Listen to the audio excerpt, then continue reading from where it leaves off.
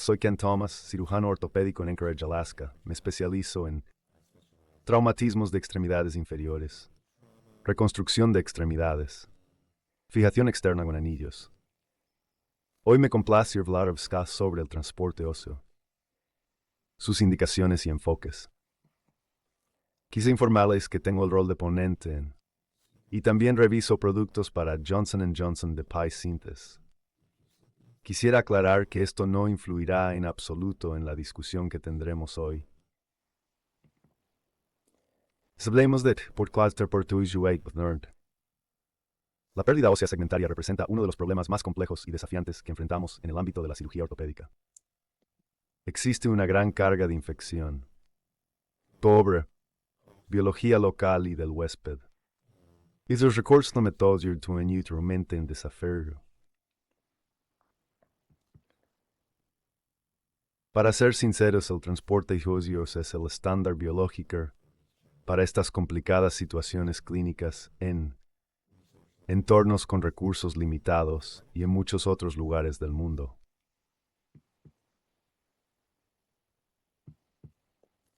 Nuestra conferencia no se centra tanto en cómo realizar el transporte óseo, sino más bien en las indicaciones y los diferentes enfoques. Así que nos enfocaremos en cuándo y por qué elegir el transporte óseo, así como también cuándo no es la mejor opción.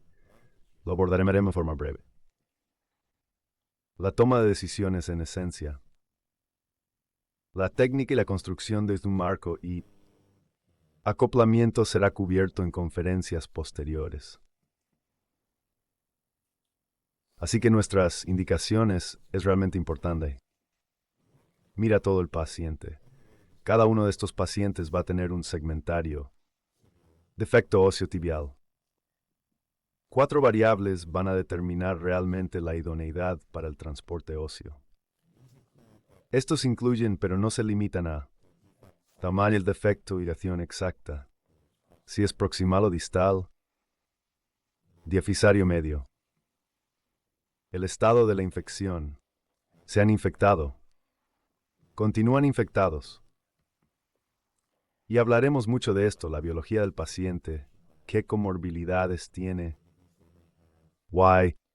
cómo se ve en la diapositiva, cuál es el estado de la envoltura de tejido blando. Estas 4 variables guiarán nuestra toma de decisiones, indicaciones y enfoques para el transporte óseo. ¿Cuál es el tamaño del defecto óseo? Encontrarás múltiples rangos publicados en la literatura. Hay mucha variación. Sin embargo, cuando hablamos en términos generales, solemos clasificarlos en 3 categorías diferentes y bien definidas. Los defectos óseos menores de 2 centímetros son ideales para el portfósen. Podría ser un buen primer caso si eres nuevo en esto. También se podrían considerar el acortamiento de la extremidad, injerto principalmente, crear una membrana inducida por músculo. Los defectos de 2 a 10 centímetros para el transporte óseo. Y luego los defectos más grandes por encima de 10 centímetros o cualquier rango de tamaño que elija leer en la literatura. Son buenos candidatos para el transporte óseo. También podría considerar la medialización del peroné o posiblemente otras técnicas, siendo la amputación una de ellas. Es crucial comprender una infección anterior. Es un gran indicador para el transporte óseo. Al erradicar la accidente, desbridamiento total favorece decididamente la osteogénesis por distracción. Eso resulta en menores tasas de recurrencia de la infección que un injerto óseo solo, y evita la inmerso óseo en campos previamente contaminados. ¿Y esto por qué? Realmente se reduce a cómo afecta la osteogénesis por distracción al metabolismo regional de la extremidad.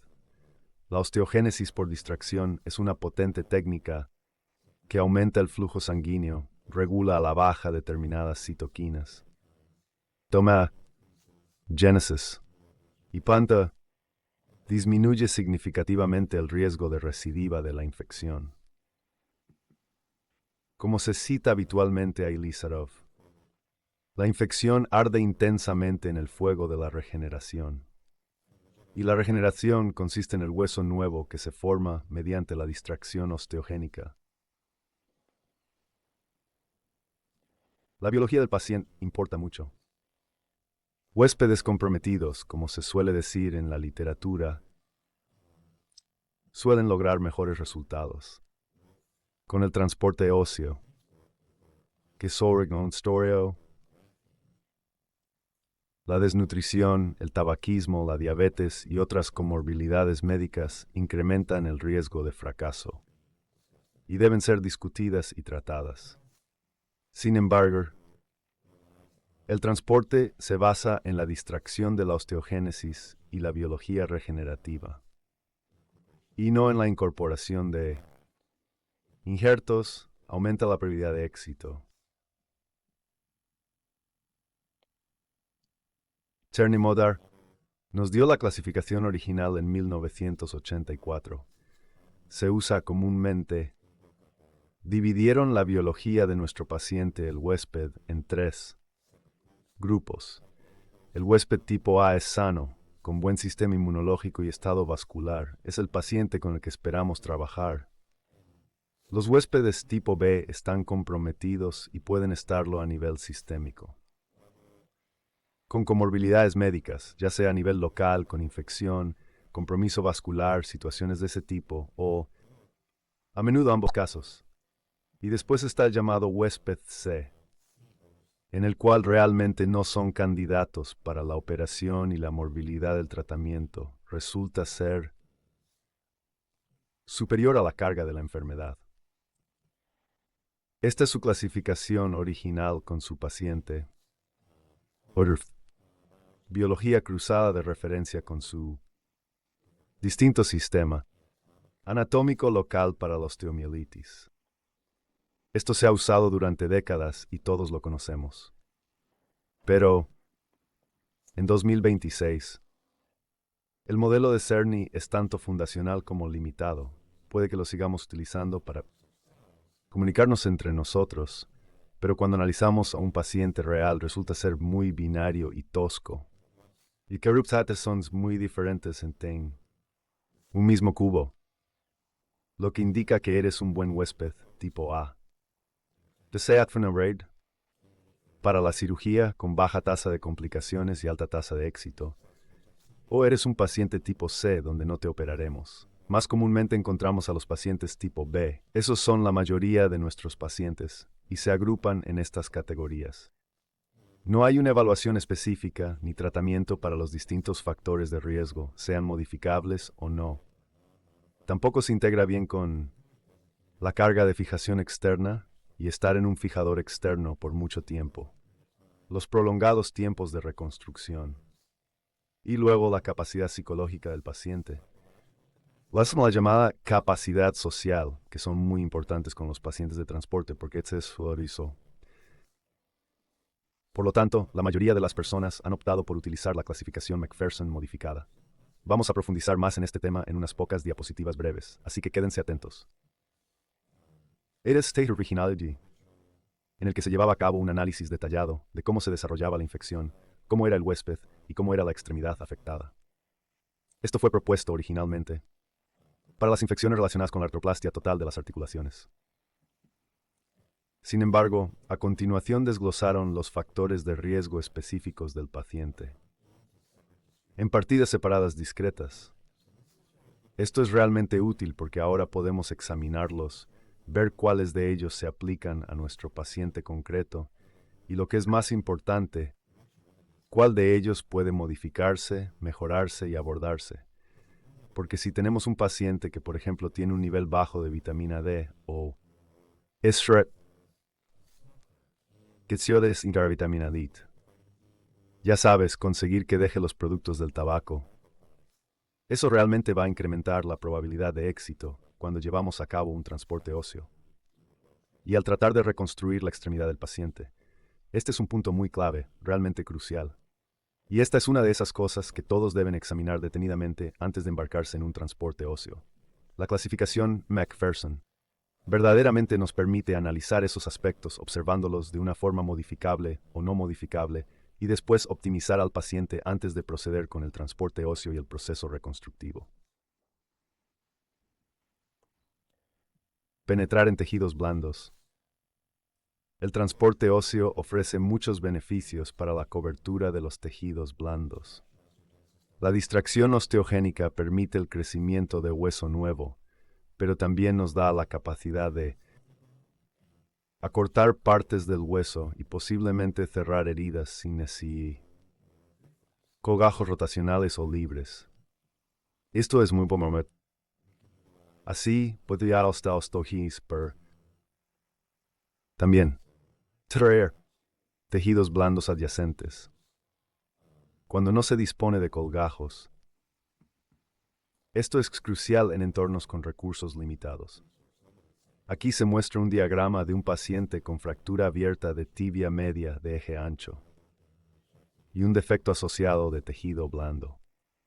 Se usó un fijador externo de anillo para unir y cerrar el defecto de partes blandas. Posteriormente, se realizará distracción osteogénica y transporte óseo. En el sitio 4. Además, la fijación externa anular se puede utilizar con el uso colgajos rotacionales.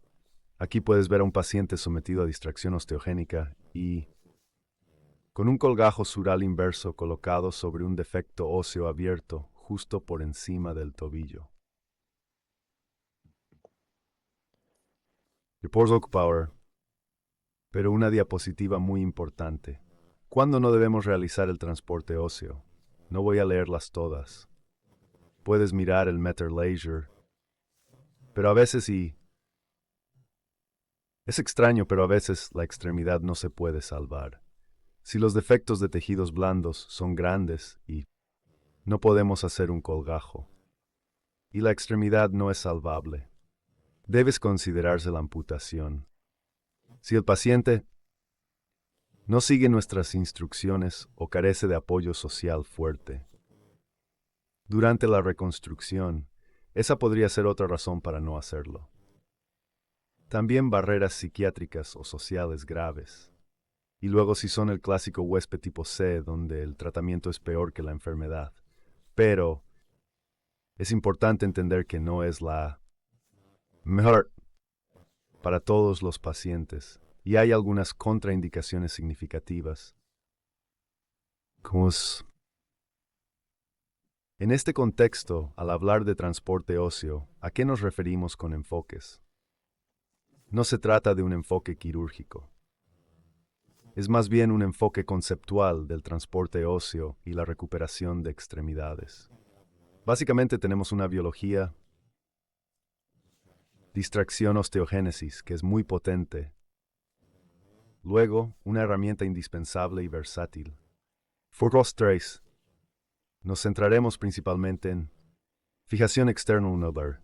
Sin embargo, como saben, hay muchos tipos de fijación externa. Pero al unir estos dos conceptos, nuestra herramienta biológica de osteogénesis por distracción y la herramienta mecánica de fijación externa con anillos, podemos abordar este problema de diversas maneras. Y al considerar cómo integrar estas herramientas y definir un enfoque, queremos evaluar el tamaño del defecto, la cantidad de hueso perdido, la ubicación exacta en la pierna, el estado de los tejidos blandos, los recursos disponibles. En estado Sprexted, esos son los elementos que reunimos, empleando la distracción osteogénica y la fijación externa para establecer nuestro enfoque. Dicho esto, hay muchas formas de moverlos y combinarlos. Nos centraremos en el transporte óseo con fijación racional. Pero también se puede acortar la extremidad. Se puede acortar la extremidad y luego volver a alargarla. Puedes crear una membrana inducida por Mascala. Injerto de peroné vascularizado si hay recursos. Es una operación técnica,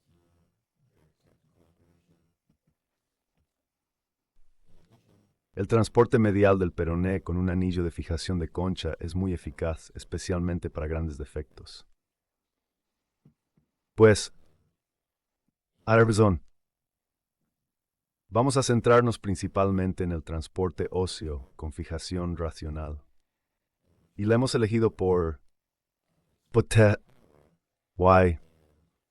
Disponibilidad en todo el mundo. El patrón oro clásico es el transporte óseo bifocal.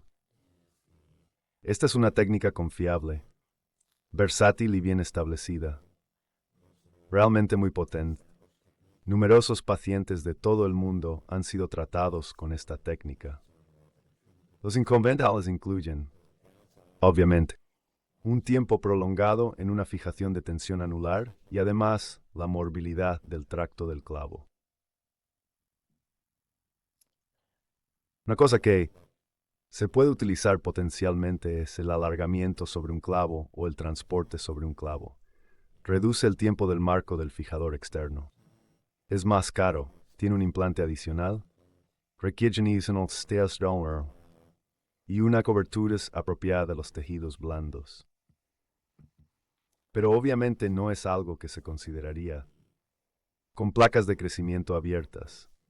Los niños y también con el dispositivo intramedular.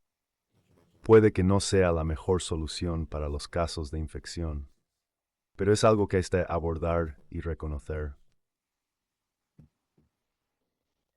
¿De qué manera vamos a desplazar el hueso? Tenemos pensado realizar un transporte óseo en dirección anterógrada. Este es el estándar de oro. El transporte anterógrado mejora la función del tobillo, reduce complicaciones y forma un excelente regenerado en una osteotomía metafisaria proximal. Transporte en dirección anterógrada puede ser necesario específicamente con segmentos proximales pequeños o defectos muy proximales. El hueso regenerado tiende a crecer un poco más despacio, lleva más tiempo. Y luego conceptos más avanzados, si se va a utilizar el transporte óseo para defectos grandes.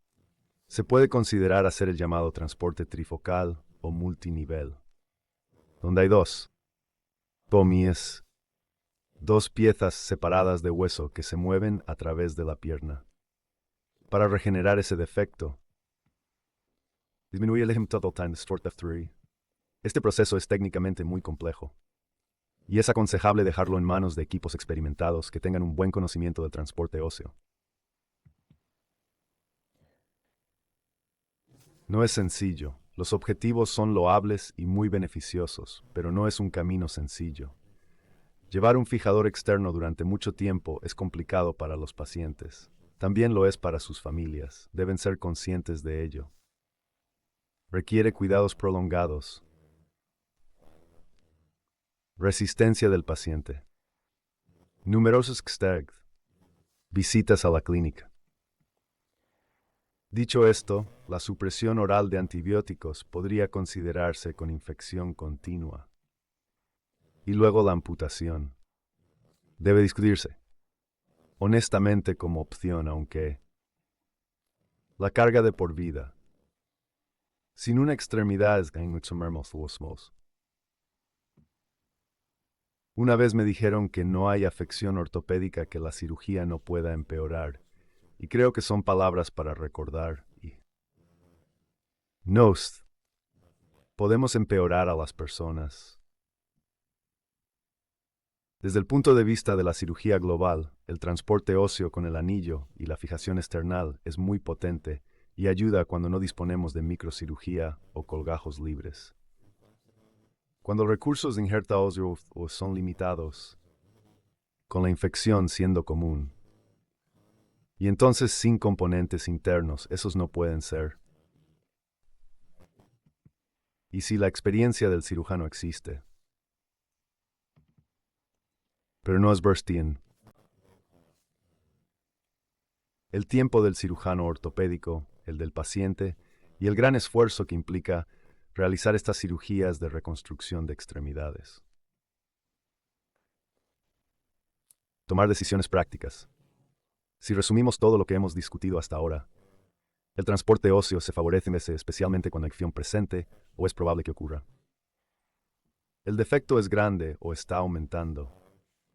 Si la biología del paciente está comprometida, si podemos optimizar los factores de riesgo modificables, aunque algunos no se pueden cambiar, desafortunadamente. Cuando el volumen del injerto es limitado, si no podemos acceder a un gran aloinjerto o métodos para cosechar un gran volumen Phi. Autoinjerto, la distracción osteogénica es muy beneficiosa. Y cuando buscamos un miembro que sea duradero, ese es nuestro objetivo principal. Gracias por escuchar. Estoy encantado de responder preguntas o discutir más.